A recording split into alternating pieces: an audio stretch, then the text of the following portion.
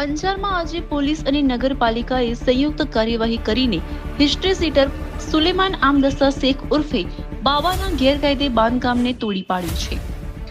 રાજ્ય પોલીસ વડા વિકાસ સહાયના આદેશ અનુસાર ગુજરાતમાં હિસ્ટ્રી સીટર આરોપીઓ સામે કડક કાર્યવાહી ચાલી રહી છે। આ અભિયાન અંતર્ગત અંજારના ગંગા નાકા નજીક ઓક્ટોય ચોકી પાસે આવેલા જાહેર માર્ગ પરના બિન અધિકૃત મકાનને તોડી પાડવામાં આવ્યું છે। સુલેમાન શેખ જમીન કબજા અને મારામારી સહિતના 10 જેટલા ગુનાઓમાં સંડોવાયેલો છે।